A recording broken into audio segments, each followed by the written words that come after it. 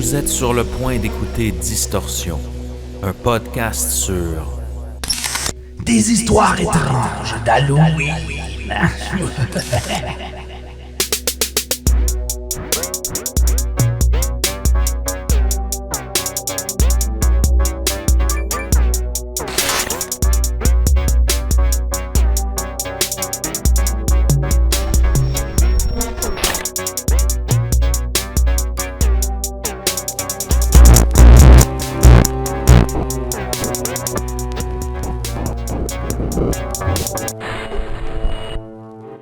Lorsqu'on se met à fouiller les profondeurs de la littérature ou encore les recoins sombres du web, c'est là que l'on trouve le côté le plus extrême de la nature humaine.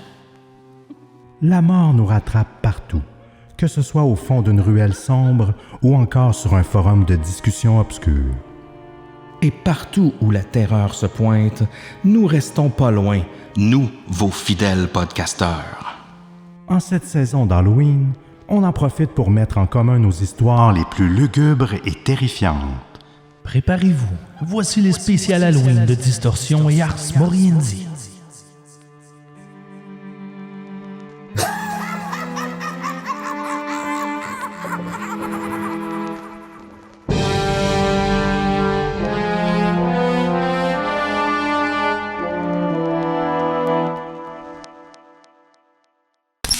Sébastien Lévesque et Simon Predge. Hello! Comment ça va? Ça va bien et toi, Émile Gauthier, Simon Predge? Ça va très bien. Simon, c'est un peu... on est content de te recevoir parce que tu es là depuis le début. Tu fais partie un peu de l'histoire de Distorsion. Ben tu es oui. là vraiment depuis notre première année. Donc, Exact. c'est pour ça que ça nous fait plaisir de poursuivre cette tradition-là. Comment tu trouves ça là, de refaire cet épisode-là à chaque année comme ça, avec toujours des nouvelles histoires? Ah, puis déjà, là, je suis là plus souvent que vous le pensez. Des fois, je me cache en dessous du lit pendant que vous enregistrez, mais ça, c'est une autre histoire. Ah, c'est ça, les petits bruits. Tu sais, on a parti nos podcasts quasiment en même temps. Ouais. On s'empile pas depuis le début qu'on est des amis, depuis le jour 1 qu'on aime ça, travailler ensemble, se voir. Nous autres, on est allés au hockey, nous autres, on est allés prendre des verres ensemble souvent. Mm-hmm. On est des amis, là. Fait que ça allait de soi que ça allait devenir une tradition. Ah, bien sûr. Oh yes. Puis cette année encore, en fait, on garde le même concept. On a chacun choisi une histoire un peu thématique Halloween. Évidemment. Ça, c'est pas forcément toujours... Nos histoires se déroulent pas toujours le jour Non, de ben l'Halloween. non, ça. C'est le cas de la mienne, par exemple. Mais bref, on ignore chacun les histoires des autres. Donc, ça fait partie du fun aussi d'en découvrir des nouvelles. Oui, puis on aime ça aussi être traumatisé par Simon pendant quelques semaines après la lecture de ces histoires. Oui, c'est ça. Généralement, on est traumatisé un peu avant aussi parce qu'il nous partage des photos, des choses comme ça. Il nous tease. Puis, on réussit toujours à être traumatisé par la suite. Oui. Je pense que je suis pas si pire aujourd'hui. Il y a quand même un petit élément élevé, là, mais je pense qu'aujourd'hui, je suis quand même tranquille. Tu t'adoucis. Mais on a découvert plusieurs histoires sordides grâce à toi là, au cours des dernières années, Simon. Puis même nos auditeurs aussi. Là, souvent, c'est des épisodes qui restent, là, les spéciaux d'Halloween. Oui.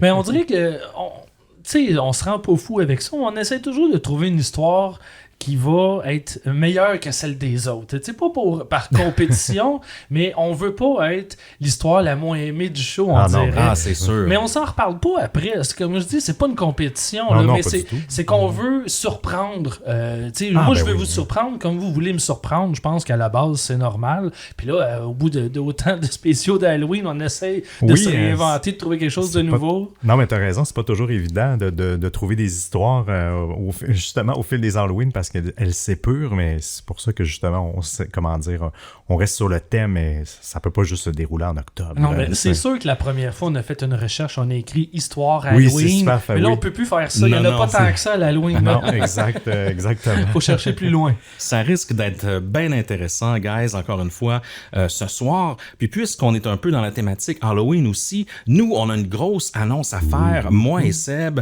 parce que on lance un projet de bande dessinée. en fait, avec Oui. notre ami Ron qui a collaboré à nos 2 premiers livres.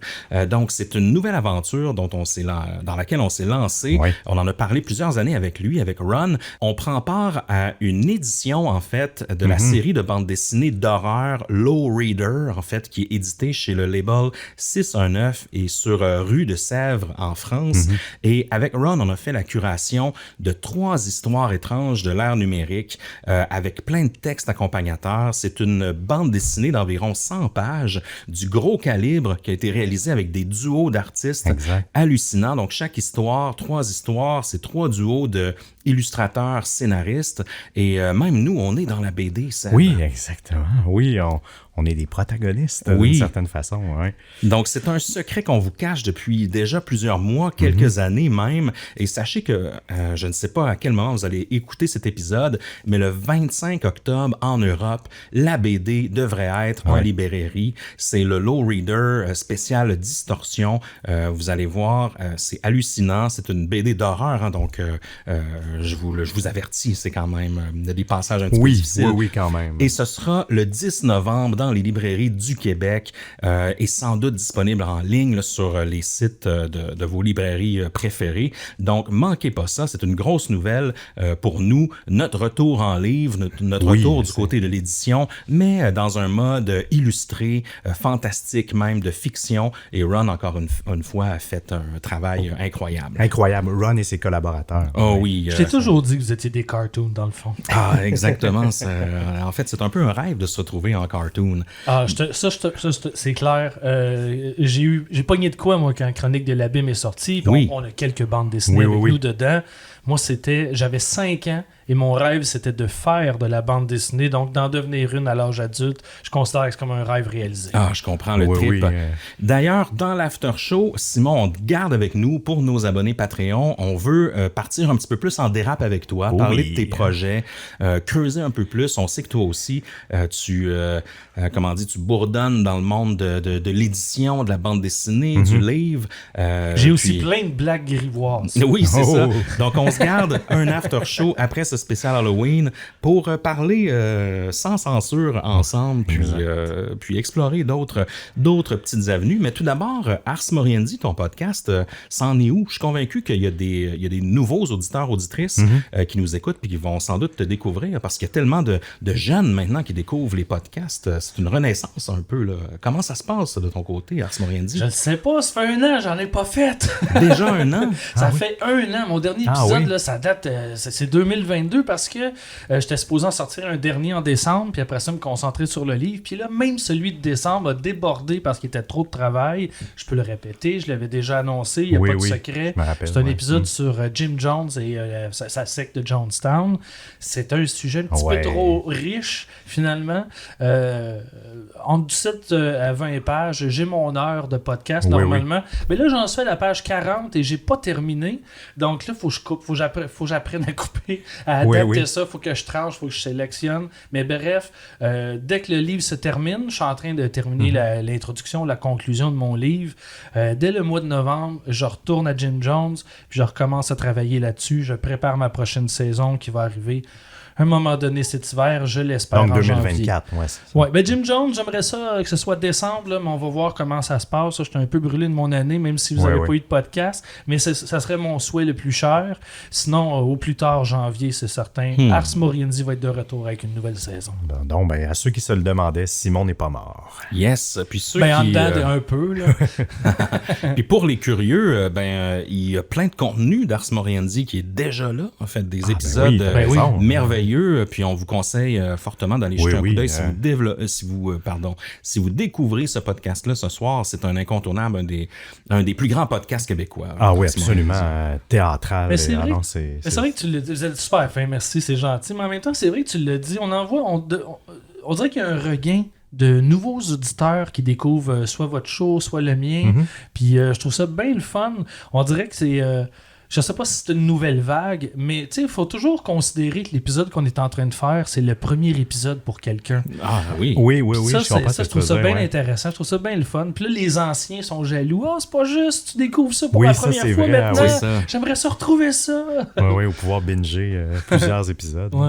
Yes. Donc, même concept que d'habitude. 3 histoires, guys. On s'est organisé en avance. C'est quoi l'ordre déjà, Seb? Ça va être moi en premier? Ouais, j'ai pris l'ordre alphabétique de nos noms de famille. Oh Donc, là là. Toi Hey, en tu vois, on est premier, rendu moi là. en deuxième. Oui, c'est ça. Et Simon, on conclut avec, On va avec garder. le plus macabre. Bon, Yes. J'ai mis mon beau porte-jartel, c'est parfait. Génial. Mais avant toute chose, on n'a pas le choix de vous parler un peu de notre commanditaire et partenaire NordVPN, n'est-ce pas, Le Seb? commanditaire est peur, hein? Oui. On n'a pas le choix parce que, je veux dire, faut le remercier. Puis dans un monde, Émile, où les spectres numériques sont omniprésents, la protection de nos données est primordiale. Et NordVPN est notre talisman contre ces esprits malveillants en ligne. Absolument, Seb.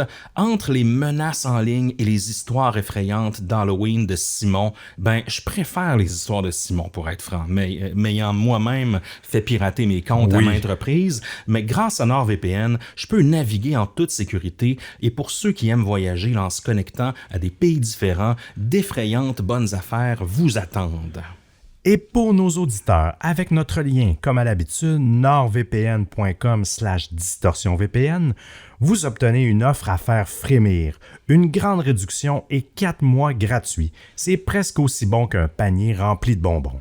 Puis j'en profite pour nommer d'autres avantages aussi. Par exemple, lorsqu'on voyage, on peut faire vraiment des grosses économies en se connectant sur nos pays de destination, sur des locations de voitures, des hôtels et autres. Puis aussi, c'est possible de se connecter sur des sites de nouvelles, des sites de contenu, comme si on était à la maison quand on voyage. Donc, on ne manque rien de ces séries télé. Et puis, on peut aussi aller explorer ce qui se passe dans les autres pays. Oui. Parfois, c'est différent d'un pays à l'autre. Exact. Puis avec la garantie de remboursement de 30 jours de NordVPN, il n'y a vraiment rien à craindre. Et là-dessus, Seb, est-ce qu'on est prêt à affronter les frissons de cet épisode spécial Halloween? Oh oui, madame. Avec la tranquillité d'esprit offerte par NordVPN. Protégez vos morts pendant qu'il est encore temps.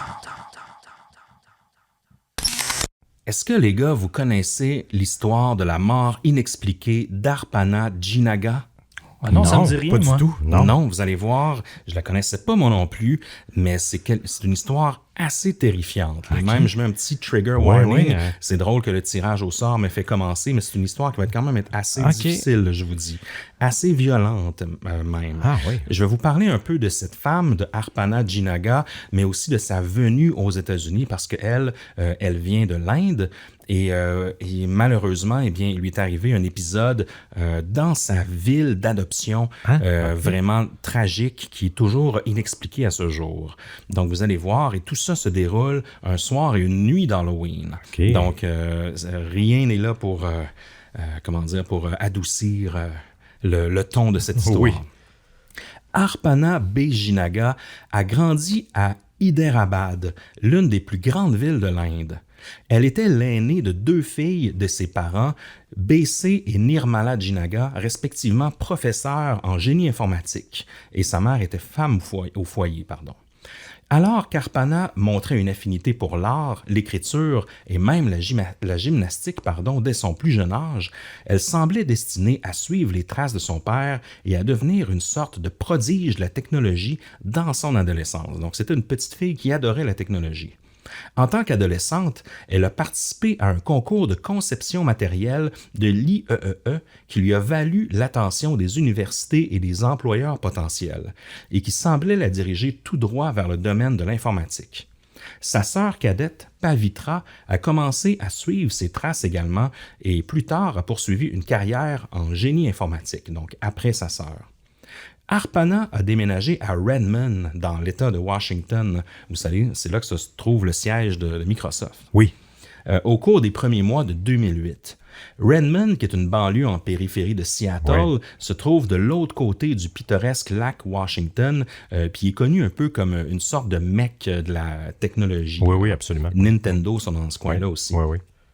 Elle a emménagé dans les appartements de Valley View, juste au nord du parc Marymoor, le long du bloc 8900 de Redmond Woodinville Road.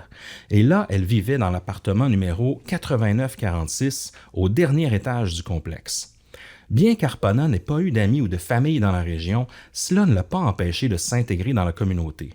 Et bientôt, elle a pu se constituer un cercle social autour d'elle grâce à sa personnalité enjouée et à sa volonté d'essayer tout au moins une fois. Éventuellement, elle a décidé de s'acheter une moto et malgré son expérience, elle avait prévu de l'utiliser comme principal moyen de transport.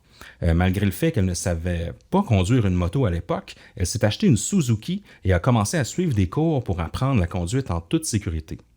En plus de rejoindre un club de motocyclistes, Arpana a également fait du bénévolat au service d'incendie de Redmond, participant aux interventions en cas d'incendie dans la région. À l'âge de 24 ans, elle avait déjà vécu une vie pleine et enrichissante et semblait prête à laisser une empreinte positive sur le reste du monde. Elle avait tout pour elle, elle était jeune, elle avait des bonnes études, une bonne carrière devant elle, elle refaisait sa vie aux États-Unis, tout ça, donc tout était prêt pour elle pour un avenir brillant. L'American Dream, hein, si je peux me permettre. Oui, quelque part. On se transporte maintenant le soir d'Halloween 2008, donc le 31 octobre 2008. Et pour une des rares chances, cette année-là, ça tombait un vendredi. Ce jour-là... J'ai eu peur que tu fasses le gag, ça tombe un vendredi 13. Oh! Dans ce cas-là, c'est un 31. C'est pas l'Halloween, le vendredi 13. Mais au moment où on enregistre cet épisode, on est un vendredi 13. Ça, oui, par exemple. On est le vendredi 13. Ouais, donc on est à l'abri de rien à soir, les gars. Hey, mais tu sais quoi, Émile? Ouais. Mon histoire se déroule au même moment que toi, la même date. Mais c'est le pas 31 octobre 2008? Ben, il y a un événement majeur dans mon histoire. C'est exactement cette date-là. Oh, OK, intéressant. Ben moi aussi de bord. Ouais. Simon, je pense qu'on va être plus en 1908. Oui, ou en 1800. On s'en va des années 70. Mais justement, vu qu'on connaît pas nos histoires, ça m'a comme surpris quand t'as nommé la date. Hein? Ouais, bref. Et ce jour-là, en fait, Arpana est allé travailler comme si c'était un jour de travail ordinaire, mais elle a parlé à certains de ses collègues d'une fête qui aurait lieu le soir dans son complexe d'appartements. Après avoir quitté le travail, elle s'est arrêtée dans un magasin pour acheter des décorations d'Halloween et a commencé à décorer son appartement alors que d'autres personnes commençaient à rentrer chez elle et à enfiler leurs costumes. Donc, c'est un peu une soirée où ils se disent, dans le bloc appartement, on ouvre toutes nos portes, on met de la musique, on sort des drinks, de la bouffe et autres, et puis les gens se baladent d'un appartement à l'autre. Ils font ça dans ma ruelle. Oui, ça se fait de plus en plus dans les petits quartiers de Montréal. Exact, oui, c'est vrai. Tout à fait. Cette nuit-là, Arpana et au moins 3 de ses voisins ont ouvert leur appartement pour la fête qui s'est déplacée dans tout le complexe au fil des heures. Plus d'une douzaine de personnes sont passées par les nombreux appartements ce soir-là, y compris celui d'Arpana. La plupart des invités ont quitté l'appartement pour aller chez ses voisins peu après 21 heures. Mais il y avait beaucoup de mouvements cette soirée-là. Il n'y avait pas de moyen complet de déterminer qui était où et à quel moment. À un moment donné de la soirée, il a été rapporté qu'Arpana aurait eu une dispute verbale, une altercation avec un homme participant à la fête. Des témoins se souviendraient que cet incident serait lié à la race, entre guillemets. C'est ce que des témoins ont cité comme raison d'altercation. Probablement en raison de commentaires que l'homme aurait fait. Mais Arpana a rapidement passé à autre chose et a semblé apprécier le reste de la fête. Et là, on se transporte à 3 heures du matin le 1er novembre, lorsque la fête d'Halloween dans l'appartement a commencé à se calmer. À ce moment-là, Arpana a commencé à retourner dans son appartement pour dormir. Elle a été vue pour la dernière fois par de nombreuses personnes quittant un autre appartement au premier étage, où la fête avait fini par se dérouler, et se dirigeant vers son appartement à elle qui est au 3e étage, donc le dernier étage du complexe. Bien que Arpana Jinaga n'ait pas été rentrée chez elle pour rendre visite à sa famille en Inde depuis plus de 2 ans, elle continuait à leur parler régulièrement au téléphone et avait discuté avec eux la veille de l'Halloween, donc le jeudi 30 octobre. Cependant, le week-end après la fête, Arpana ne répondrait à aucun de leurs appels et ne les rappellerait pas, ce qui était très inhabituel dans son cas. Oui. Le lundi suivant, Arpana n'était toujours pas réapparue et elle ne s'était pas présentée au travail ce matin-là. Mohamed, l'un des collègues d'Arpana qui travaille chez EMC à Bellevue, avait essayé de l'appeler mais n'avait pas réussi à joindre son téléphone portable. En même temps, sa famille essayait désespérément de la contacter, n'ayant plus de nouvelles d'elle depuis le jeudi précédent.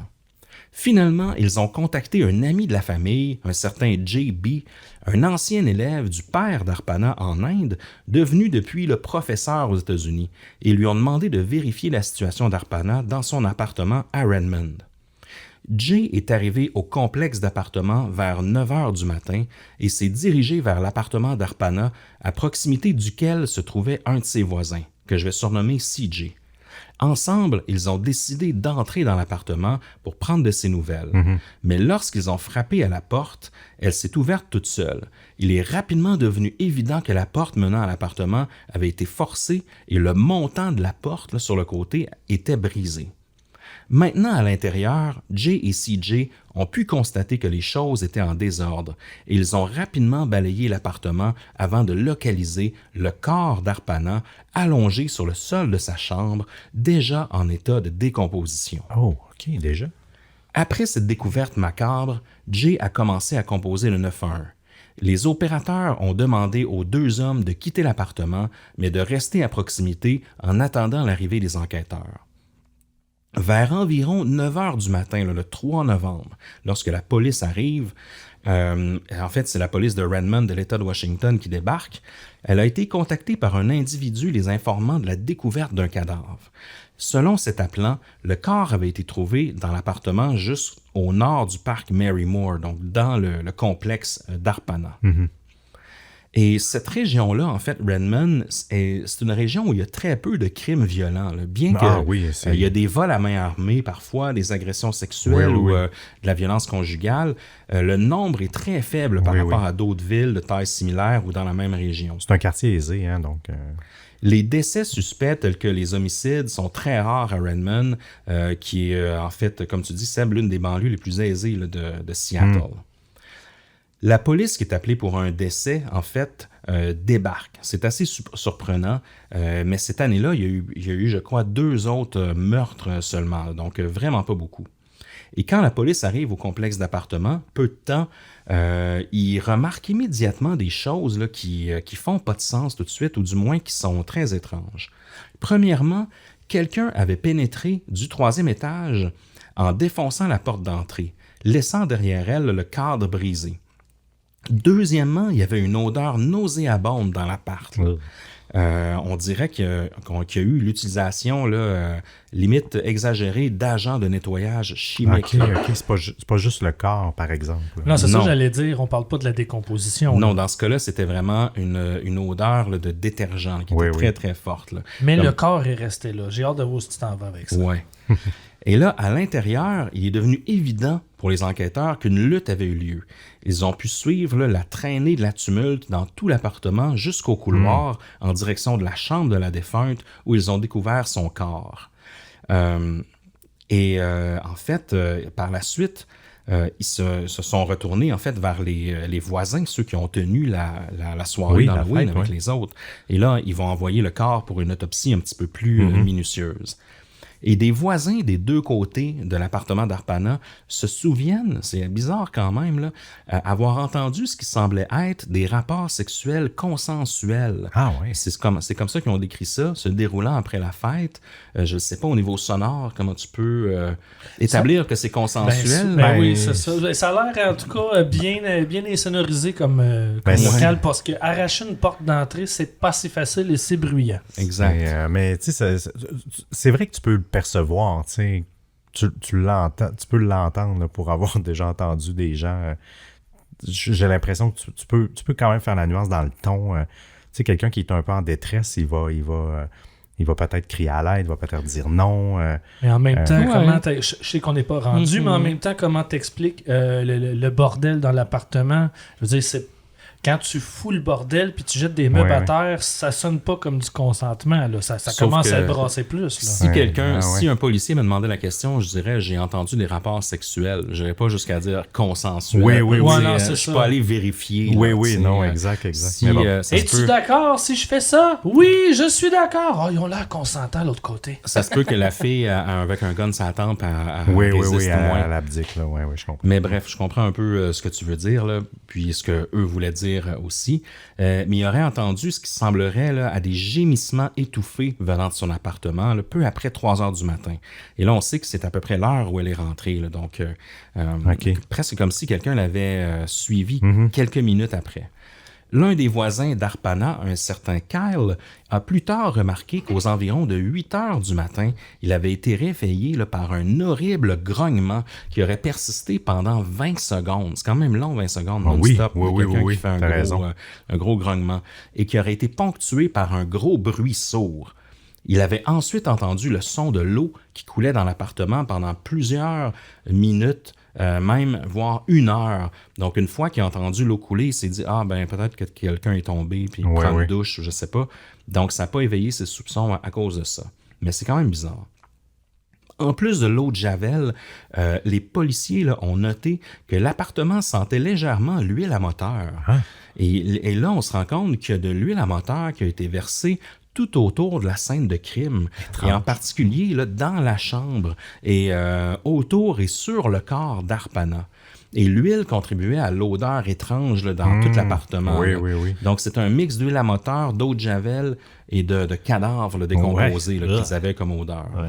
Je dis pas ça parce que c'est le film que j'ai écouté hier soir, mais ma théorie, c'est que le tueur, c'est Christine, la voiture de Stephen King. Ça se peut très bien, ce qui expliquerait l'huile à moteur. Ça expliquerait l'huile à moteur dans le genre. Voilà. Bon, mais merci. Dans la benne à ordures, ils ont fait des recherches dans les poubelles et tout. Puis dans la benne à ordures du complexe, ils ont trouvé une bouteille d'huile là, Castrol que l'auteur présumé du meurtre avait probablement trouvé à l'intérieur de l'appartement d'Arpana parce qu'elle a une moto, donc peut-être que c'est en raison de ça. Je comprends, Et en fait, la bouteille d'huile a été trouvée dans un sac en plastique qui contenait également le costume d'Halloween d'Arpana. Elle était déguisée en petit chaperon rouge, en fait, lors de cette soirée-là. Il y avait aussi un peignoir taché de sang et des draps de son lit qui manquaient là, de manière flagrante sur la scène de crime. À l'intérieur de la salle de bain d'Arpana, les enquêteurs ont trouvé une couette blanche de son lit qui avait été également tachée de sang. Elle trempait dans la baignoire dans un mélange d'eau et d'eau de Javel. Plusieurs autres objets trouvés à l'intérieur de l'appartement avaient également été brûlés par le meurtrier, notamment une couverture verte appartenant à Arpana. La cape rouge aussi qu'elle portait comme un costume d'Halloween et d'autres éléments de son costume, ainsi que des morceaux de moquette. Dans les semaines à venir, il a été rapporté que plusieurs objets avaient été envoyés au laboratoire de criminalistique de l'État de Washington, mais il a été estimé que cela pourrait prendre des semaines, voire des mois, pour que les objets soient testés pour d'éventuelles preuves médico-légales. Il y a aussi, en fait, la moto d'Arpana était manquante cette journée-là. Donc, ils ont cru au départ que le motif était peut-être un vol, mais par la suite, ils se sont rendus compte qu'elle avait amené au garage. Là, Donc, c'est pas en lien avec c'est ça, elle n'est pas disparue. Ils ont juste réalisé que c'était au garage par la suite. Exact, c'est ça. Il y a eu une autopsie, évidemment, et l'autopsie a révélé qu'elle a été étranglée et asphyxiée à mort environ 2 jours avant la découverte de son corps.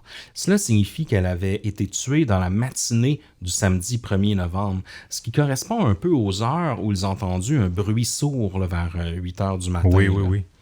Et en plus d'avoir été étranglé à mort parce qu'il semble être là, un lacet d'une bottine, Arpana avait subi d'autres blessures. En fait, une poignée, elle avait reçu un coup en fait contondant à la tête et il y aurait eu rupture de plusieurs de ses dents. À ce moment-là. Elle aurait été bâillonnée par ses propres sous-vêtements aussi, en plus de rubans adhésifs, puis violée de force pendant une durée indéterminée. Mon Dieu. Ils ont même trouvé, juste pour vous dire jusqu'où il est allé, là, des tampons, en fait, du matériel d'hygiène féminine qui aurait été retiré d'elle avant le viol. Ils les ont trouvés autour. Donc, vous voyez à quel point... J'arrive pas à comprendre comment les voisins ont pu entendre du consentement dans la description de la scène qu'on est en train de découvrir. Exact. Puis là, il y a eu... en fait, il y avait pulvérisé de l'huile à moto là, sur tout le corps de la jeune fille. Puis, en fait, on comprend pourquoi. C'est qu'ils ont tenté de la brûler. Mais de l'huile à moteur, ça brûle pas comme ça. Non. Donc, c'est une espèce de drôle...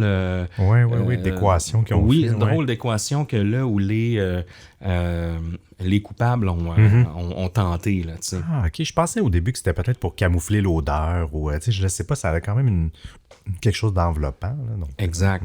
Puis pendant, en fait, les 2 années qui ont suivi le meurtre là, tragique et choquant d'Arpana, les enquêteurs ont vraiment eu du mal à comprendre cette affaire, à trouver un motif, à trouver des suspects. Mais 2 ans plus tard, ils ont organisé une conférence de presse et ils ont annoncé l'arrestation d'un suspect, un certain Emmanuel Fair, également connu sous d'autres pseudonymes, en fait. Là. Lui, il avait 27 ans lorsque les accusations ont été portées contre lui en 2010, donc 2 ans plus tard. Bien qu'il soit relativement peu connu du grand public, c'était pas un étranger des forces de l'ordre. Hein. Il a déjà été arrêté plus de 12 de fois. Il a déjà purgé des peines pour au moins 6 crimes, des crimes reliés à la drogue, aux armes à feu, des infractions sexuelles aussi.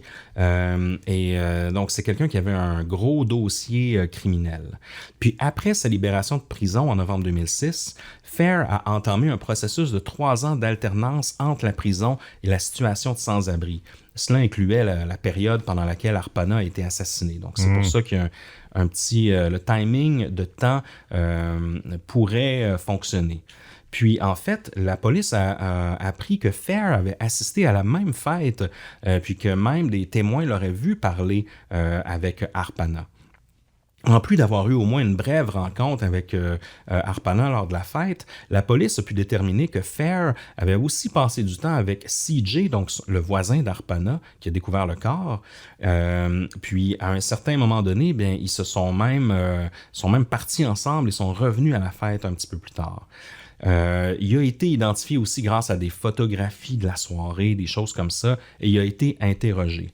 Il a déclaré avoir brièvement rencontré Arpana et avoir bien sympathisé avec elle, mais après, il dit qu'il ne s'est rien passé. Là. OK. Mais bon... Puis là, les procureurs, eux, ont décidé de porter des accusations pour le meurtre d'Arpana sur la base des preuves là, accumulées. Et selon les enquêteurs, il y aurait même eu de l'ADN d'Emmanuel Fair retrouvé sur la scène du crime. Ce que je me doutais. Là. Exact. Sauf que tout ça, en fait, il y a eu beaucoup d'incohérences dans toute cette enquête-là. Puis Fair va être condamné, en fait, pour le meurtre d'Arpana.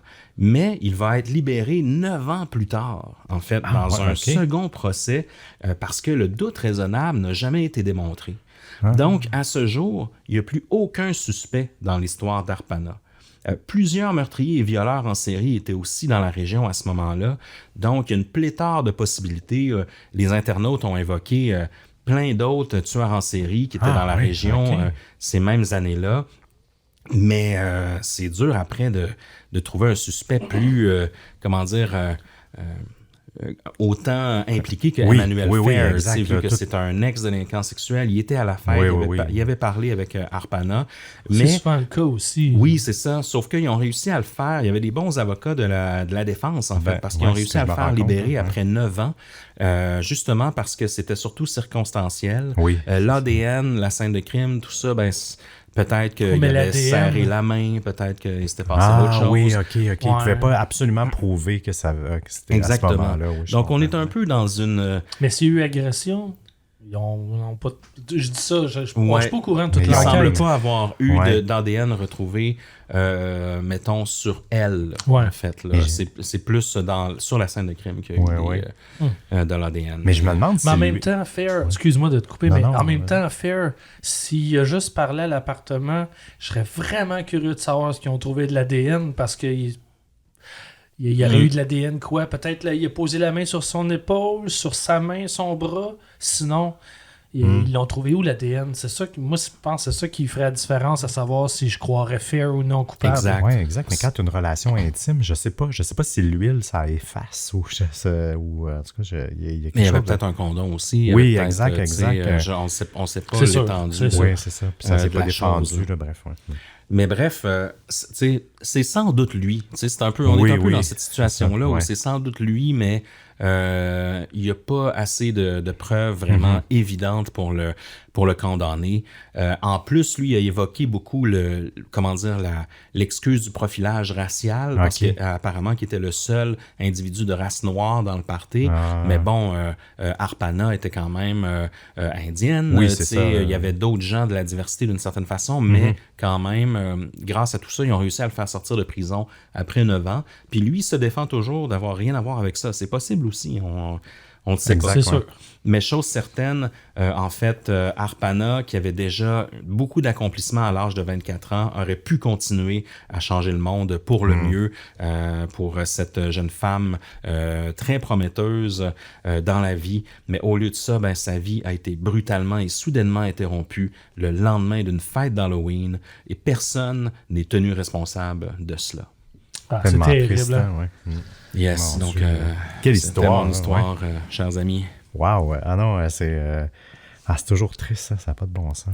Oui, vous irez faire quelques recherches. Oui, je vais aller l'histoire. fouiller là-dessus, Je l'ai coupé court quand même. Ça aurait pu faire objet d'un épisode complet de distorsion. Il y avait des histoires de relevés cellulaires, d'autres trucs comme ça. J'ai coupé ça un petit peu plus court pour l'occasion. Ouais. Mais bon, vous irez vous renseigner un petit peu plus tard. Ah, c'est tellement frustrant quand on n'a pas de coupable.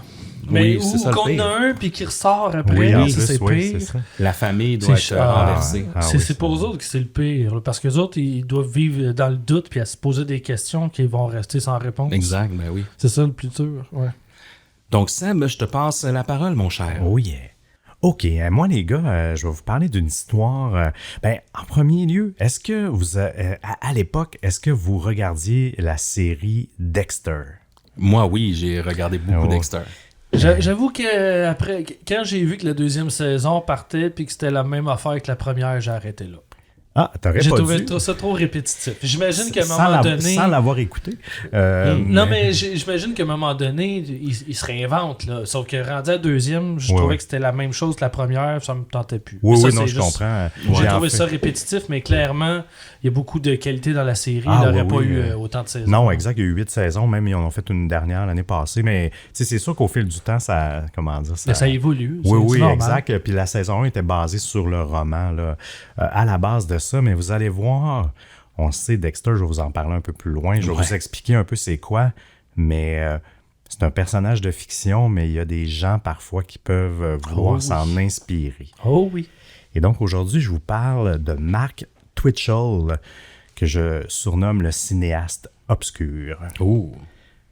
Au début d'octobre 2008, Mark Twitchell, un aspirant cinéaste de 29 ans originaire de l'Alberta au Canada, loue un garage à Edmonton pour y aménager un studio destiné à son prochain film. Né le 4 juillet 1979 à Edmonton, il nourrit des ambitions cinématographiques dès son jeune âge, des aspirations qui le mènent à décrocher un diplôme en radio et télévision au Northern Alberta Institute of Technology.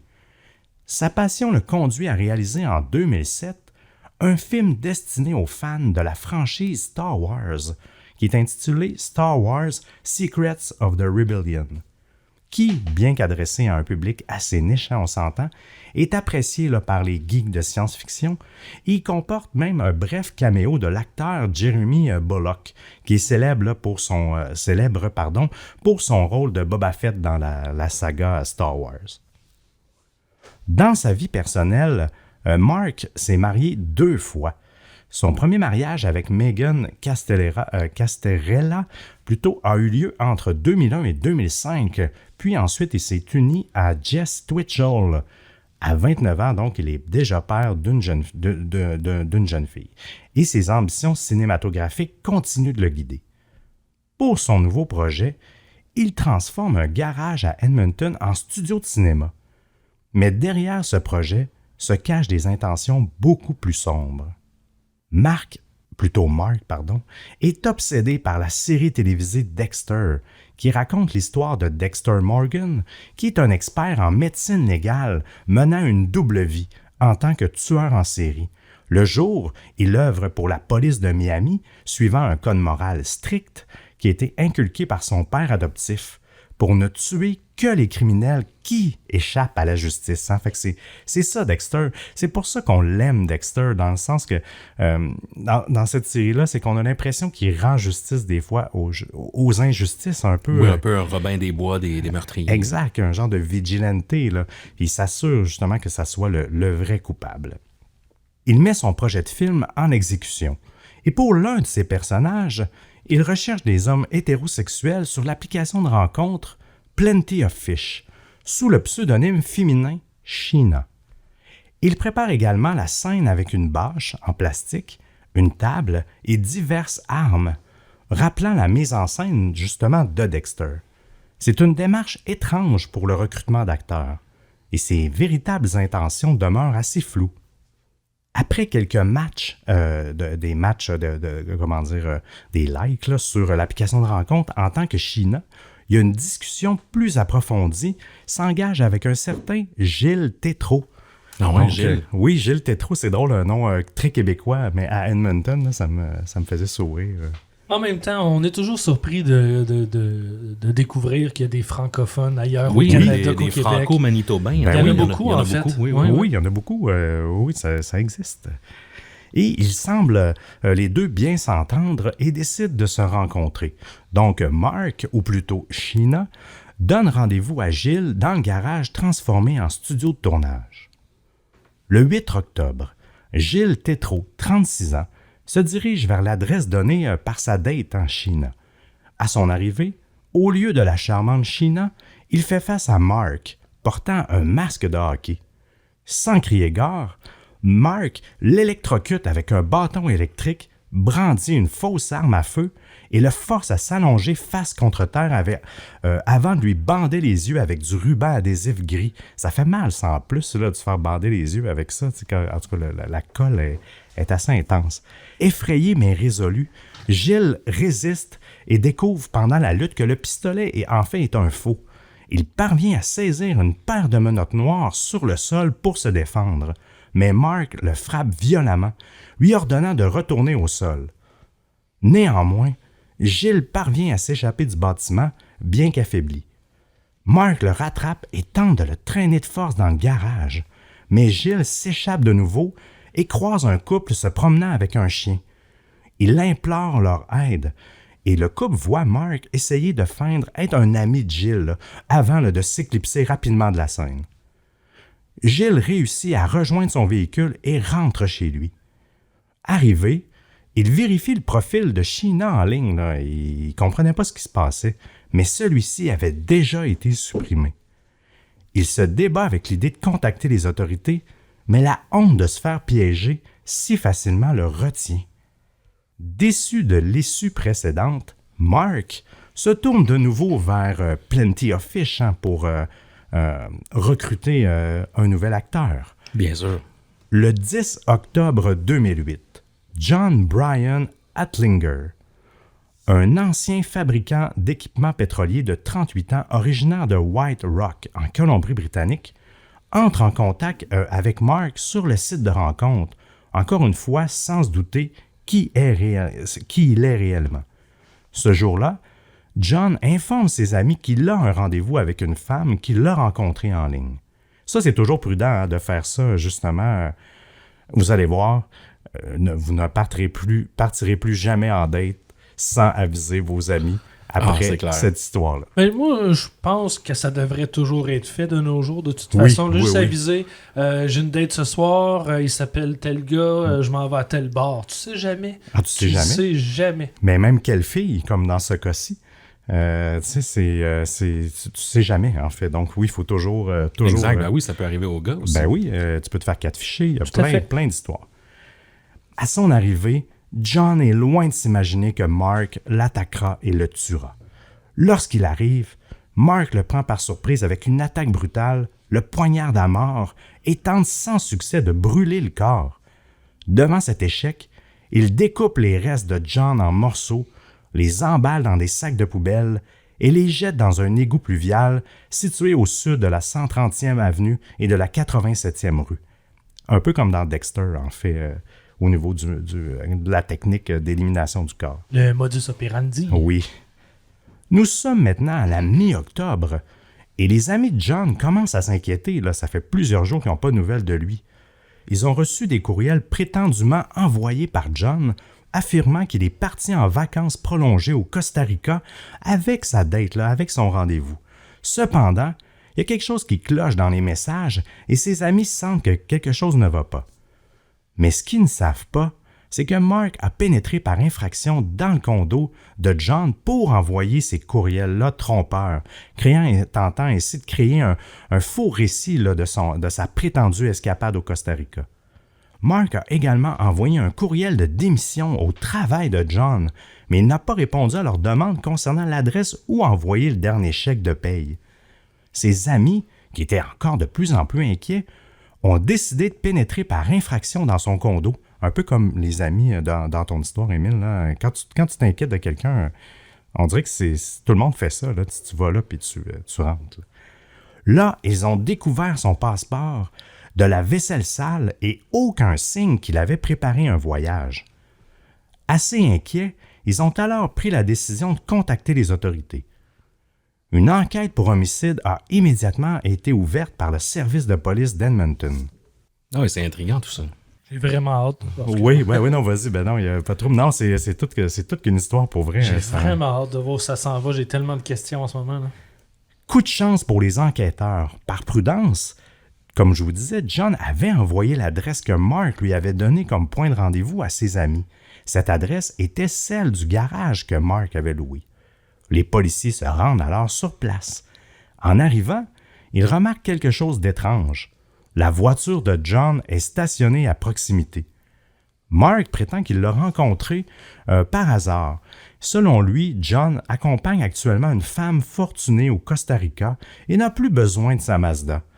Il aurait vendu, écoutez ça, là, il aurait vendu le véhicule à Mark pour la somme d'argent qu'il avait sur lui, soit 40 $ canadiens. Bien oui, tout le monde vend sa voiture à un prix dérisoire. Ça arrive des meilleures familles. Ben oui. Cependant, les policiers ne croient pas le récit de Mark et saisissent immédiatement son ordinateur portable ainsi que sa voiture, où ils découvrent du sang de John dans le coffre. Mark est donc amené pour être interrogé. Il se montre tout de même collaboratif avec la police, allant même jusqu'à conduire sa propre voiture jusqu'au quartier général pour faire une déclaration concernant l'homme disparu et le garage qu'il avait loué. Cependant, son comportement et ses déclarations ont sans doute suscité des suspicions parmi les enquêteurs, car il n'a pas pu fournir une explication convaincante du pourquoi il avait fait ces actes. Il n'y a rien qui se tenait. Ces éléments, combinés à d'autres preuves recueillies lors de l'enquête, conduisent à l'identification de Mark comme suspect principal dans le meurtre de John. En conséquence, la police l'arrête le 31 octobre 2008 et le charge du meurtre au premier degré. Mais là, vous pourriez vous demander, qu'est-ce qui est arrivé à Gilles? Eh bien, Gilles ne contacta la police qu'un mois après son attaque, le 2 novembre, après qu'un ami lui ait fait part d'un reportage annonçant que Mark a été accusé de meurtre au premier degré. Fin novembre 2008. Avant le procès pénal, les procureurs de la Couronne et de la Défense ont sollicité d'importantes interdictions de publication ainsi que des ordonnances de mise sous scellé sur les preuves policières. Cette démarche a eu pour effet d'empêcher les médias de divulguer les détails de l'affaire avant que le jury ne leur prenne connaissance, en prenne connaissance lors du futur procès. Il est fort probable que les procureurs de la Couronne et de la Défense ont demandé ces mesures-là pour vraiment garantir un procès équitable. Puis c'est drôle, on en discutait dans un des épisodes qu'on a enregistré dernièrement, ouais. la même question, puis dans l'autre cas, il n'avait pas été accordé, mais dans ce cas-ci, ils ont autorisé l'anonymat. Encore une fois, pour ne pas influencer le jury, c'est drôle, hein, comment c'est pas tout le temps, ouais, c'est... d'un cas à l'autre. Exact, il n'y a pas de standard. Non, c'est vraiment du cas par cas. Et là, on va se rendre au procès. Le procès de Mark Twitchell, qui s'est tenu du 14 mars au 12 avril 2011, hein, c'est quand même 3 ans, ou presque, là, après 2 ans et demi quand même, après le drame, à Edmonton. Il a vraiment captivé l'attention de la ville pendant ces 3 semaines-là, présidé par le juge Terry Clarkson, et il y avait un jury de 12 personnes qui ont vraiment été confrontées à une affaire là, assez particulière. Là. La couronne a ouvert le procès en présentant 111 preuves accablantes. Écoutez ça, là, les preuves sont folles. Là. Parmi celles-ci, un document de 42 pages, écrit par Mark sur son ordinateur, a été mis de l'avant. Selon l'accusation, ce document était une confession détaillée du meurtre commis par Mark. Bon, enfin on va savoir. Oui. En complément, la couronne a fait témoigner Gilles Tétrault, qui avait échappé de justesse à une attaque de Mark dans le fameux garage, apportant ainsi un témoignage de première main sur les agissements de l'accusé. Il y a des experts en médecine légale et en informatique aussi qui ont été appelés à la barre là, pour fournir toutes sortes d'éclaircissements techniques. Le procès a également révélé des détails troublants sur la manière dont Mark avait été inspiré par Dexter pour commettre le meurtre. Par exemple, il avait créé un document qui s'intitulait SK Confession, donc confession, sur son ordinateur où il détaillait ses fantasmes meurtriers et faisait des comparaisons entre lui-même et le personnage de Dexter Morgan. Du côté de la défense, l'argument était que le document de 42 pages n'était rien de plus qu'une œuvre de fiction, bien sûr. Selon elle, Mark n'avait pas tué John, mais avait simplement contribué à sa disparition. Je comprends pas cette nuance-là. C'est une drôle de phrase. Ouais, c'est clair. Et la défense a également avancé que Mark avait agi en légitime défense lors de l'altercation avec John. C'est comme s'il s'était défendu. Il a comme reviré ça de l'autre bord. Mais là, avec le témoignage de Gilles, là, on le voit bien, le modus operandi. Ben oui, il n'y a aucune chance. Ben non, c'est une drôle de tentative. Oui, exact. Même des fois, là, les avocats de la défense sont pas chanceux, dans le sens que t'es pris avec cet fardeau-là. Oui, exact. Puis t'es obligé des fois de sortir je vais me permettre là, des niaiseries comme ça là, pour essayer de diminuer le crime de ton client. Lors de son passage à la barre, Mark a admis avoir attiré John dans le garage sous un faux prétexte. Il a reconnu lui avoir porté un coup de couteau fatal à la gorge et avoir par la suite découpé son corps. Toutefois, Mark a maintenu qu'il cherchait seulement à effrayer John pour son film d'horreur et que la situation avait dégénéré lorsque John l'avait attaqué en retour. N'importe quoi. C'est n'importe quoi parce qu'en plus, dès qu'il est arrivé, il a donné un coup de couteau. Il n'a même pas eu pu se défendre. C'est aucunement crédible. Non, parce que justement, à cause que Gilles s'est défendu, il a pris, comment dire, il n'a pas pris de chance. Il l'a tout de suite attaqué pour éviter un peu que ça ne fonctionne pas encore, là. Par la suite, Mark a aidé la police en révélant l'emplacement des restes de John, au moins pour sa famille, là. Les enquêteurs ont découvert ces restes dans les égouts près de la maison des parents de Mark. Je pense à ses parents aussi, là, confirmant ainsi là, la macabre réalité de l'affaire. Après 5 heures de délibération, le jury a rendu son verdict, trouvant Mark Twitchell coupable de meurtre au premier degré. Il a été condamné à la prison à vie sans possibilité de libération conditionnelle avant 25 ans. Mark a tenté de faire appel de sa condamnation, mais sa demande a été rejetée. Vraiment, là, ça n'a jamais été accepté. Là, donc, ce chapitre-là est clos. Pour anecdote, il est important de noter que le divorce, il a divorcé de sa femme qu'en 2010. Donc, ça a pris pour elle aussi. Là, j'ai beaucoup d'empathie. Ben oui. Souvent, ils sont aucunement au courant de ça. C'est des faces cachées de leur conjoint. Là. Il y avait même une double vie. Hein. Oui, exact. Il y a même une petite fille aussi. Donc, non, très, très triste. Donc, voilà, c'était mon récit. Mais, toute une histoire. Mais je pense qu'il y a quelque chose qui m'a échappé. Là. Peut-être que j'ai perdu attention en réfléchissant au potentiel. Mais c'était quoi son motif? Ben, il voulait-tu vraiment réaliser un film ou non? Non, il est juste inspiré de Dexter. C'est juste inspiré. Oui, il est inspiré de Dexter, mais même je suis resté accroché à ça. Mais dans sa tête, c'est une forme de mise en scène aussi.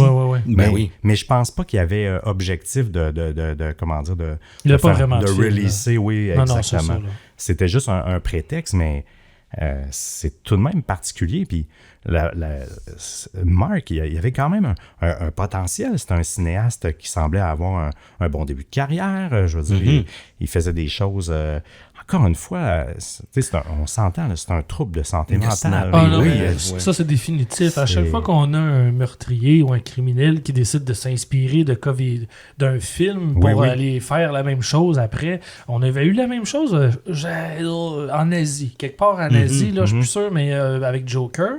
On avait eu un qui était débarqué dans le métro, qui avait fait des victimes. Oui, qui se prenait pour Joker. Qui se prenait pour Joker. Puis il y en a d'autres, ils me viennent pas comme ça, mais ça arrive de temps en temps. Je sais qu'on a déjà eu un Batman, mais ça là, on parle des années 90, j'ai pas de mémoire, là. Mais on a déjà eu un Batman aussi. Il y a eu un samouraï dans les rues de Québec. Oui, il y a eu un aussi. samouraï à Québec. Un soir d'Halloween. Oui, c'est exact. vrai. Il est parti du 450 pour s'en venir ici. Ah, triste histoire. Hey, mais juste en terminant, là, lui, il voulait se comparer à Dexter, mais Dexter, au moins, il avait un code moral. Il s'attaquait à des vrais criminels. Lui, il s'est attaqué à des pauvres victimes pris au hasard sur un site de rencontre. Il n'y avait même pas d'historique, il n'y avait pas de raison. C'était un match. Mais c'est pour ça que moi, là, j'y vais peut-être un peu fort, là, m'attaquer à des gens que je connais pas, mais c'est pour ça que je le trouve un petit peu idiot, moi, parce que il t'a pas suivi Dexter pendant tout. Tu sembles pas avoir compris ce que Dexter faisait. Là. Déjà, ça part très mal. Mais en plus, au lieu de... Parce qu'on le sait, c'est souvent le modus operandi des tueurs en série, c'est-à-dire qu'ils vont s'attaquer à de totales inconnus, donc sont difficiles à retracer. Mais là, il s'en prend des inconnus, mais en faisant une petite annonce dans le journal. C'est donc bien idiot. Oui, ben en fait, c'est plus qu'à laisser des traces. Ah, là. ben oui, je veux dire. Absurde, là. Et je veux dire, avec un mandat, ils peuvent aller chercher le data sur Plenty of Fish. Là, ils ont tous fait ces corrélations-là, en fait, là, pour l'identifier, mais c'est tellement. C'est bizarre. Hein? Oui, c'est vraiment quelqu'un qui a snappé. Puis c'est rare qu'on a des histoires canadiennes en plus. Oui. Donc, yes, merci, mon cher Seb, ça pour fait cette plaisir. histoire. Et le dernier, non le moindre, Simon, on te passe le micro, mon cher. Cette année, pour le spécial Halloween, j'ai eu envie de me plonger dans les origines de ma passion pour les histoires insolites, c'est-à-dire le cinéma d'horreur. Hein? C'est de là que moi ça me vient, et soumise à l'approbation de la Société de Minuit. Cette histoire s'intitule Doris Bitter et l'entité. Merci pour l'effet sonore. Je vais vous parler de l'affaire qui a inspiré le film The Entity, ou L'Entité, si vous préférez, sorti sur nos écrans en 1982 et réalisé par Sidney J. Furie. Est-ce que vous avez déjà vu le film, les gars? Non, pas du tout. Moi non plus. OK, The Entity raconte la hantise violente de Carla Moran, une mère monoparentale de 4 enfants dont la maison n'était pas seulement aux prises avec un poltergeist agressif, mais elle aurait aussi été violée par l'esprit maléfique. Donc, trigger warning, mais là, vous en faites pas. Outre la mention occasionnelle du viol dans mon histoire, on ne va pas dans les détails, puis de toute façon, vous allez voir où je m'envoie. N'ayez crainte. Mais donc, le film relate son expérience avec les parapsychologues qui tentent de l'aider à se débarrasser de l'entité. C'est un film d'épouvante quand même assez bien réalisé et très bien coté, je vous le suggère, même si la fin est complètement conne et n'a jamais eu lieu. Je vous garde la surprise. C'est bien sûr un livre qui a inspiré le film, portant le même titre, The Entity. Il a été écrit par l'auteur Frank de Filita en 1978, le même auteur qui signe Audrey Rose en 1975, pour ceux qui connaissent. Mais lançons-nous enfin dans l'affaire, si vous le voulez bien. Déjà, le nom du personnage principal, qui s'appelle Carla Moran, mais c'est un nom fictif pour protéger l'identité de la famille. Son vrai nom est Doris Bitter. Doris est arrivée avec sa famille en Californie alors qu'elle n'avait que 10 ans. On en sait très peu sur son passé, mais au moment où débute notre histoire, elle ne va pas bien. Sa vie va de mal en pis. Elle est en début trentaine avec 3 garçons à sa charge, 10 ans, 13 ans et 16 ans, et une fille de 6 ans. Les enfants sont tous de pères différents, qui ont tous quitté le navire. Elle se retrouve seule pour les élever. Au début des années 70, elle est alcoolique, toxicomane et souffre de plusieurs problèmes émotifs. C'est une femme brisée par un passé d'abus qui remonte jusqu'à sa jeunesse. En 1974, elle emménage avec ses enfants dans une petite maison délabrée de Culver City, en Californie. La petite bicoque tombe en ruine, mais c'est tout ce qu'elle peut se permettre. À 2 reprises par le passé, la ville a condamné la maison, la considérant inhabitable. Lorsqu'elle s'y installe, Doris a 37 ans. Rapidement, elle va se mettre à raconter des choses étranges qui se passent dans la maison. Doris et ses fils prétendent avoir vu des apparitions fantomatiques, mais ce n'est rien à côté des agressions que subit Doris. Elle dit avoir été violée à plusieurs reprises par ses esprits et qu'une fois, elle a même été lancée dans un mur par une force invisible. Lors d'une de ces agressions, son fils le plus âgé aurait tenté de l'aider, mais dès qu'il s'est approché, il aurait lui aussi été projeté dans les airs de manière similaire. Gêné de le rapporter à la police, Doris en parle plutôt à une de ses amies. Le 22 août 1974, les deux femmes se retrouvent dans une bibliothèque de la région. À un moment, l'ami de Doris entend une conversation entre deux hommes dans l'allée voisine. Ils discutent d'événements paranormaux. Doris et son ami se sont approchés et se sont présentés. Les deux hommes affirment être des parapsychologues de l'Université de Californie, Barry Taff et Kerry Gaynor. Doris leur raconte ce qu'elle vit. Elle a été violée par 3 entités à plusieurs reprises. Pendant que 2 petites créatures la retiennent par les bras et les jambes, le troisième, beaucoup plus imposant, s'en prend à elle. Elle les sent, mais elle ne les voit pas. Les 2 chercheurs sont sceptiques, mais intrigués, alors ils acceptent de lui rendre visite pour inspecter la maison. Barry Taff a un doctorat en psychophysiologie, c'est-à-dire l'étude des rapports entre l'activité physiologique et le psychique. En gros, je résume. Oui.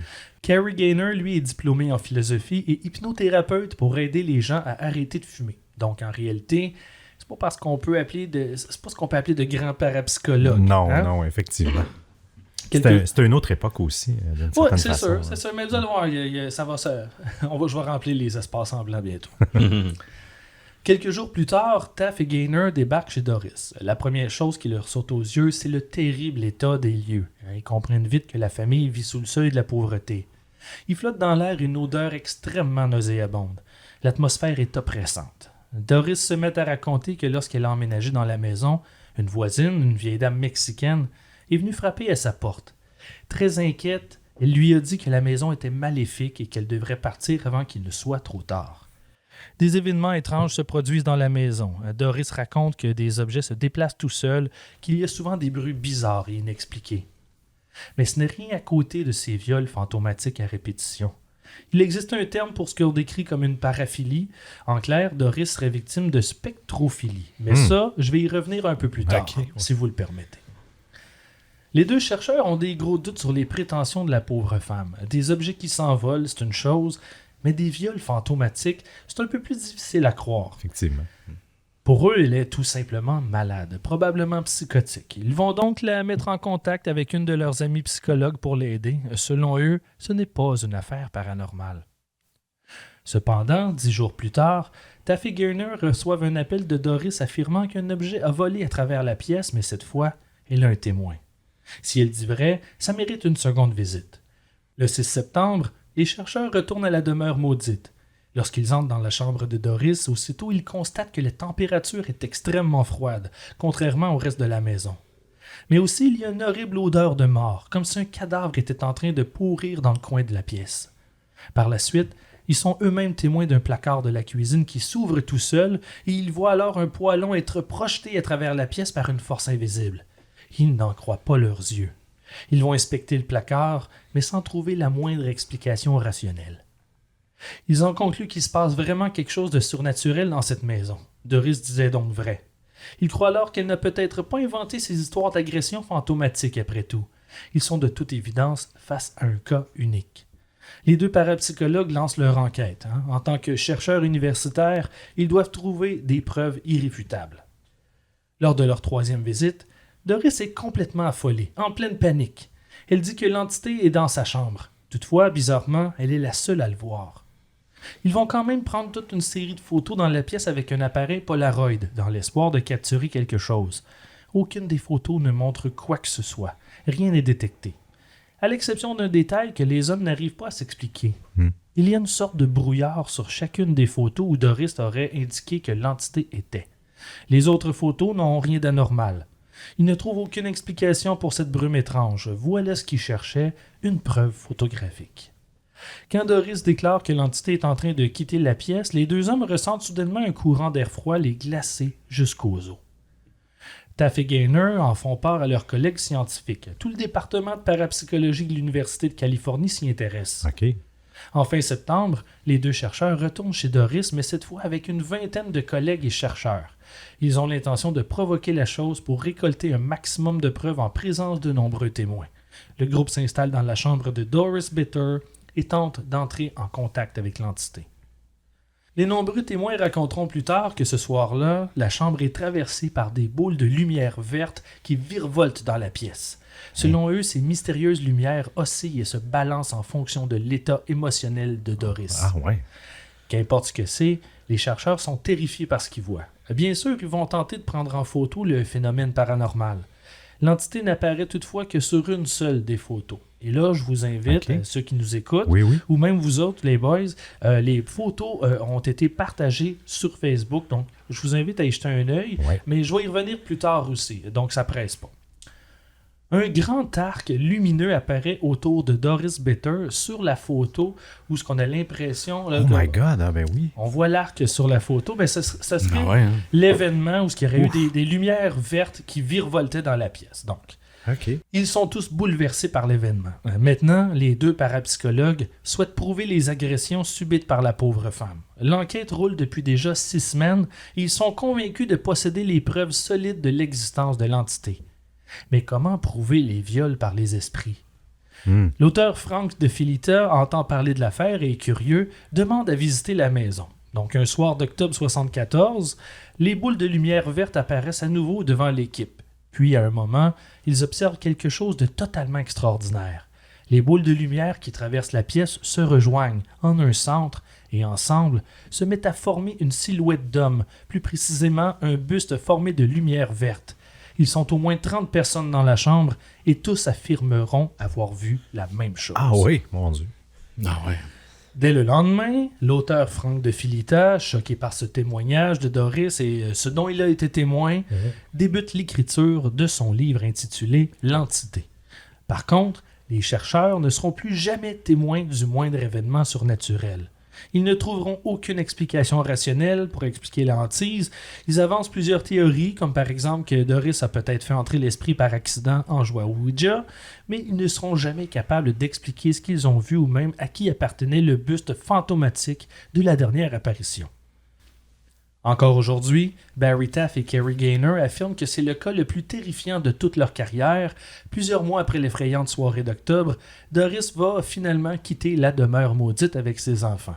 Elle veut s'éloigner des projecteurs et passer à autre chose, mais elle n'est pas libérée pour autant. Les phénomènes, selon ce qu'on raconte, la suivent et restent avec elle jusqu'à sa mort, même si ceux-ci sont moins intenses et violents que dans la maison de Culver City.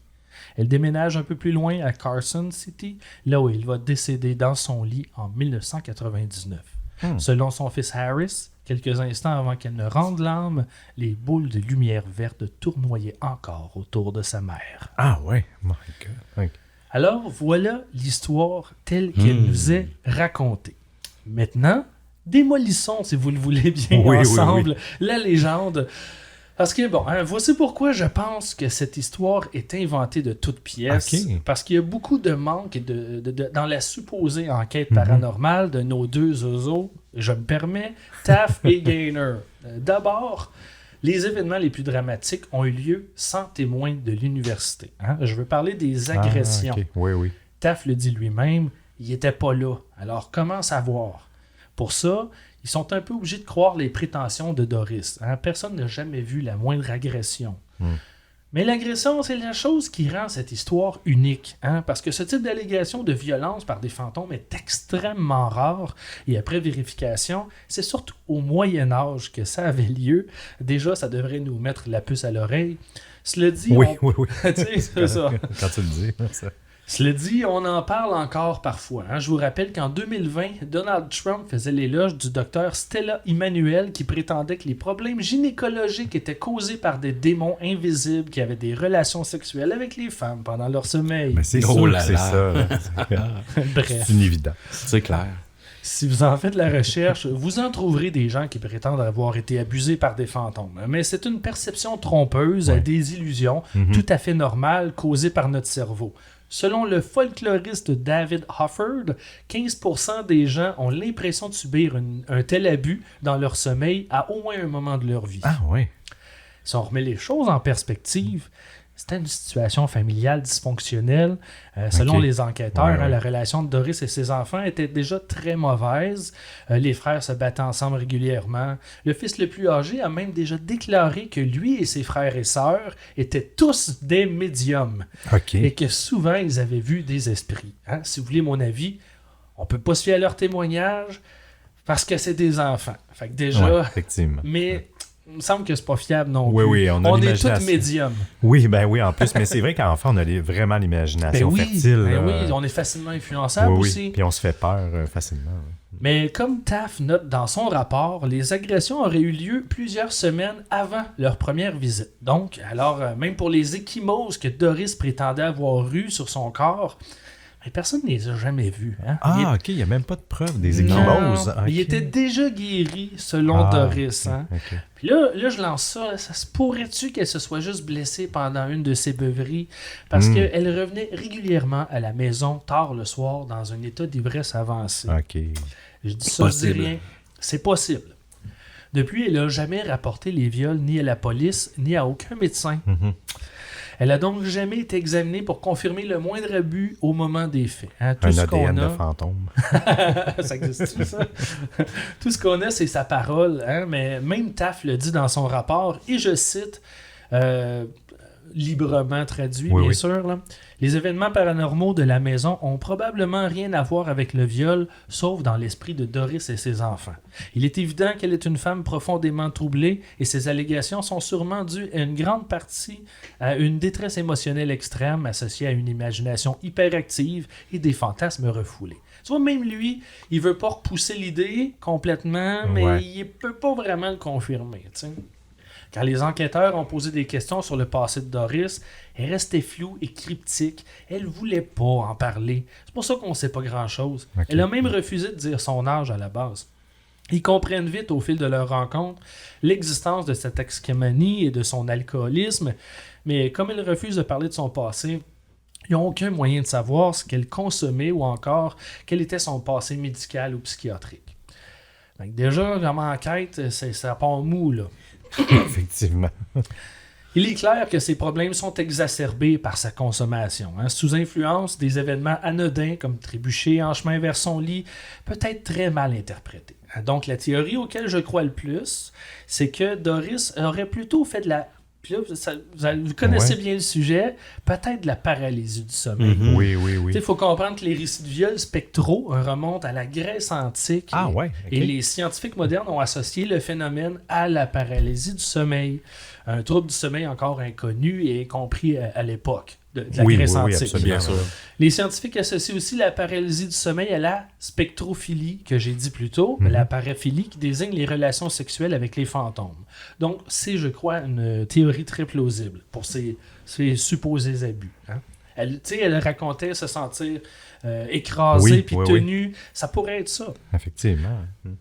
Second point sur 3, Taft et Gaynor, c'est des amateurs. Il n'y avait aucun protocole de recherche, aucun moyen pris pour éviter que la scène soit contaminée ou éviter les fraudes.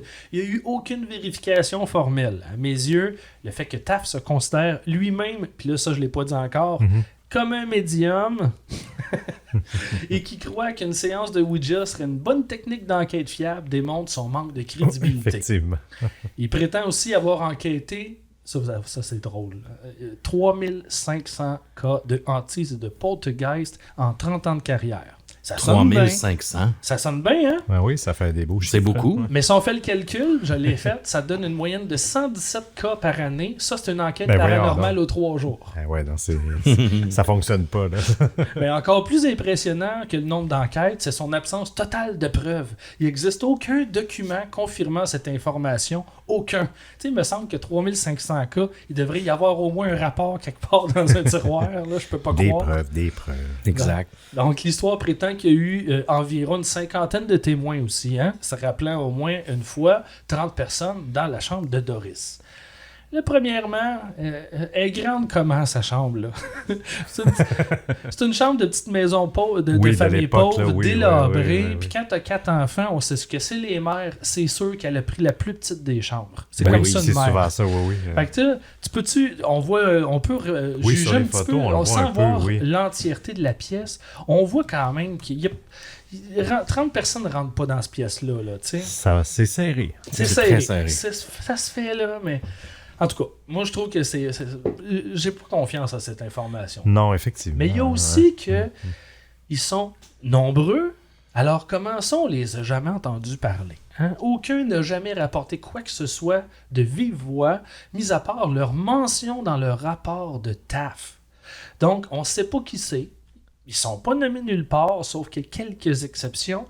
Alors, je pense fermement que c'est juste pas vrai. Hein? Le manque de témoins indépendants pour corroborer les apparitions veut tout dire. Avec un cas d'une telle notoriété, on se serait attendu à avoir au moins une douzaine de témoins, mais à part Taff et Gaynor, il n'en existe aucun pour défendre l'affaire. J'ajouterai que le poêlon qui s'envole n'a jamais été documenté dans les rapports officiels d'enquête de TAF, ce qui me laisse croire que ça a été inventé au cours des entrevues qui ont suivi. Troisième point, les photos. Il y a 2 sets de photos. Les premières sont des Polaroid. Ça, c'est les 3 photos collées que vous avez. Oui. Donc, ils ont utilisé un appareil photo instantané Polaroid SX70 et un réflexe Honeywell Pentax chargé d'un film infrarouge. Le film infrarouge a été surexposé parce que c'est des incompétents, alors les photos n'ont pas fonctionné. Sur les Polaroid, toutefois, même si la plupart des sites web affirment que c'est Doris sur les photos, ben c'est pas vrai. C'est fait Candy. C'est l'ami médium, une autre, de TAF. Donc, si on en croit ce qu'ils disent, on est déjà rendu à 6 médiums. Ah, quand même. Passons. Donc, chaque fois que Candy, l'ami de TAF, criait qu'elle voyait quelque chose, TAF prenait une photo. 6 des 13 photos prises sont surexposées, les 2 à gauche qu'on voit ici. Oui, on les voit. Et pour servir de comparaison, il y en a eu 6 autres qui ont été prises sans apparition. Okay? Ces 6 photos sont normales, c'est-à-dire qu'elles ne sont pas surexposées, il n'y a rien de spécial. Selon TAF, la brume blanche qu'on voit, c'est la preuve de la présence de l'entité, mais en réalité, c'est seulement la preuve qu'il ne sait pas prendre des photos. Des bonnes photos. Parce que si on regarde attentivement la série des 3 Polaroids que j'ai mis en ligne, on remarque que sur les 2 photos de gauche, la silhouette de Candy apparaît en ombrage derrière elle sur le mur. On voit la ligne d'ombrage. Oui. Donc, à droite, une des photos de comparaison qui paraît normale. La différence, c'est que les premières ont été prises avec un flash, mais pas les photos de comparaison. Et dans le manuel d'instruction du Polaroid, c'est écrit clairement que si on utilise le flash, il ne faut pas être trop proche parce que sinon, ça ressort tout blanc et surexposé. Et c'est pour ça la deuxième photo que j'ai mis là, de la tête de mannequin. Ah, oui. C'est ça l'exemple. Oui. C'est ça l'exemple. C'est avec et sans flash. Donc, la deuxième, c'est clairement une photo paranormale. Oui, exactement. C'est le fantôme de cette mannequin. Et là, bon, évidemment, je résume. Vous comprenez que on coupe un peu, là, mais j'ai fait mes vérifications, même si je ne vous partage pas tous les petits détails techniques. J'ai aucun mérite non plus. Plusieurs ont fait les recherches avant moi. Je ne fais que vous les rapporter. TAF affirme, pour la deuxième photo avec l'arc, il affirme dans son rapport qu'à sa 5e visite, ils ont créé une espèce de quadrillé sur les murs avec des panneaux noirs et du tape blanc pour faire une espèce de graphique servant de référence pour analyser les photos. Pourtant, on regarde la photo la plus célèbre de l'affaire et prise supposément cette journée-là, on voit bien qu'il n'y a aucun quadrillé de carton sur le mur derrière Doris Bitter. Non. Qui est assis sur son lit. Donc, alors, pourquoi il nous dit ça si c'est clairement pas vrai? Aucune idée, mais ça prouve qu'il a menti, en tout cas. Maintenant, la photo. Elle aurait été prise, supposément, pendant l'envol des lumières vertes. Dans son rapport, TAF dit que Doris était recroquevillée en boule dans le lit. Cependant, on voit clairement sur la photo qu'elle est plutôt assise et semble même désintéressée par ce qui se passe. Oui, c'est étrange. Elle est étrange, la photo. On dirait quasiment qu'elle est timide puis elle veut pas se faire c'est prendre bizarre, en photo. Elle paraît pas du tout angoissée, en tout cas. Mais savez-vous ce qui peut faire des traces blanches comme ça sur une photo? un poil ou un cheveu collé sur la lentille. Ben oui, oui, c'est vrai, hein. évidemment. De plus, Taff affirme que les lumières volaient au-dessus de Doris. Mais on peut voir à gauche que l'arc de gauche passe devant la tête d'une des personnes présentes. Donc, la distance, ça ne fonctionne pas. Clairement, ça vient de la lentille. Et si elle n'est pas sur la lentille, ça peut être aussi juste un bout de fibre dans l'air. Hein? L'effet lumineux sur la pellicule est le même que la surexposition du flash des Polaroids. L'endroit était poussiéreux, insalubre. C'est probablement une simple poussière. Certaines émissions cheap de paranormal prétendent que les photos ont été authentifiées, mais j'ai fait mes recherches et les prétentions sont fausses. Personne de respectable n'a jamais endossé l'authenticité des photos. Et j'ajouterais qu'après de nombreuses visites sur plusieurs mois et ô combien d'événements paranormaux, et ce équipés de caméras vidéo et de plusieurs appareils photo, comment ça se fait que tout ce qu'on a, c'est 2-3 photos floues, C'est vrai, hein, pareil. de mauvaise qualité. Ouais, Christian Page te dirait la même Oui, chose. exact. Exact. Tu sais, il me semble qu'il aurait dû avoir des centaines de photos, des vidéos. Dernière chose avant de terminer, on affirme que tout le département de parapsychologie de l'université a étudié l'affaire. Eh bien, Ouais. sachez que même sur la page Wikipédia du département universitaire, vous irez voir, il y a une section entièrement dédiée au fait qu'ils sont pas crédibles et que leur méthodologie est pas bonne. Imagine. Sur Ok. Wikipédia. Oui, c'est vrai que ça confirme. Ouais. Moi, je pense wow. simplement que Doris Bitter n'allait pas bien, sa famille non plus, et on a mal interprété ce qu'elle a vécu. Pour ce qui est de Taff et Gaynor, selon moi, c'est des escrocs et des mauvais qui plus est, de par leur amateurisme grossier. Ça a eu lieu peu de temps après la sortie du film en salle The Exorcist. Donc, les deux oiseaux ont simplement flairé la bonne affaire Absolument, et ont voulu en ouais. profiter. Malgré tout, ne gâchez pas votre plaisir. Le film The Entity de 82 est très divertissant et efficace si vous êtes fan d'épouvante. Oui, Yeah. oui, c'est ce que j'allais te demander. Après tout ce que tu t'as dit, puis je sais que tu donnais des mérites au film, on dirait que je me questionnais sur la... Mais je pense qu'on peut quand même séparer Oui. les deux. Oui, le oui, film oui. peut être très bon, Ah ben oui, bien quand t'embarques réalisé, dedans, mais c'est juste que la mention inspirée de faits réels, il faut la prendre avec des... Ouais, avec des pinces. Là. Ouais, Surtout ouais. la scène finale, comme je dis, je ne vais rien spoiler, mais la scène finale a pas de bon sens. C'est intéressant, là, mais ça n'a pas de bon sens. Puis c'est jamais arrivé. Mais c'est pour ça que je vous dis, c'est un bon film. L'histoire n'est pas autant vraie. Vaut mieux rester dans la fiction. Ceci dit, on la connaît, l'adresse de la maison. Si vous êtes des touristes noirs, comme on dit, Oui. vous pouvez aller pas visiter la maison, mais vous pouvez la voir sur la rue en Californie. Je ne l'ai pas donné, mais l'adresse se trouve en ligne si vous savez où chercher. Yes. Amenez votre Ouija. Hey, merci beaucoup pour cette histoire, Simon. Ça Encore fait une plaisir. fois, très, très intriguant. Je pense que ça va donner le goût aux auditeurs et aux Oui, auditrices mais d'aller ça, faire un hein. petit tour et de rechercher ces photos-là. On va tenter, on dit toujours ça, mais souvent on oublie. On va tenter Oui, je de vais les mettre publier. sur le site, oui. Ouais, on va essayer de les mettre sur le site web, sur la page de l'épisode, en fait, au Je vais peut-être y penser distorsionpodcast.com. aussi. Je les mettrai aussi sur Ars Moriendi. Je vais essayer Exact. d'y penser. Ça va On sortir. va les mettre ça. partout. Donc, pour l'instant, on se dit adieu, mais on se revoit dans pas long pour l'after show, Simon. Oui, exact. Sinon, on encourage tout le monde à aller checker ton podcast Ars Moriendi, même si tu te fais attendre un petit peu. Il y a Oui. plein de contenu. Tu dois avoir au moins presque une centaine d'épisodes, en fait.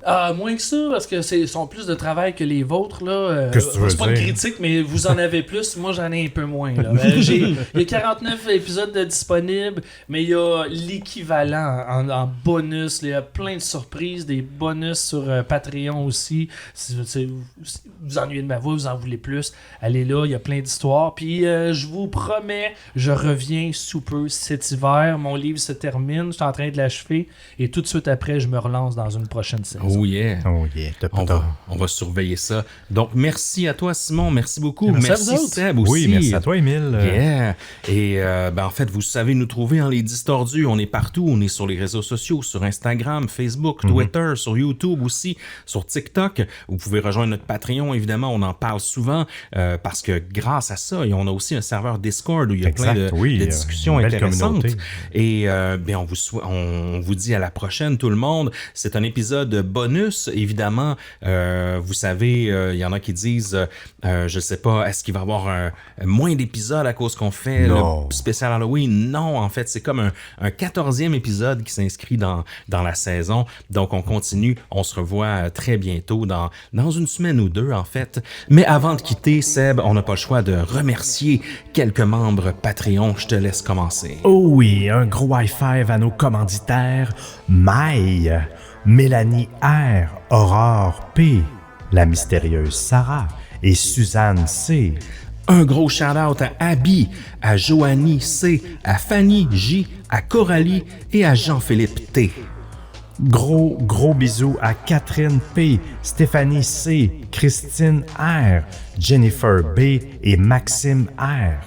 Et aussi un gros câlin à AW, à Viviane D, à Amanda J, à Élise C et à Camille A. Je poursuis l'amour à Alexandrine C, Chloé, Angélique V, Catherine T et Lalou.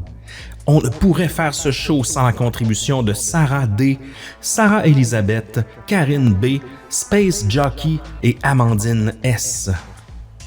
On vous remercie Audrey L, Chloé M, Nicolas B, Sarah SPC et Mélina B. Une bonne tape dans le dos à Catherine B, à Bénédicte B, à Ariane M, à Indeed, bien sûr, et à Crème Sûre et Grand-Mère Morte. J'adore ce nom. Et je poursuis Annabelle Morceau, Marie-Gabrielle T, Pascal L, Gogo au soleil, Charlotte à toi, et Jeans R. Et pour terminer, un gros remerciement à Emmanuel H, à François, Charlotte Frank, à Guillaume B, à Caroline H et à Chris l'Imparfaite. Oh, merci à vous.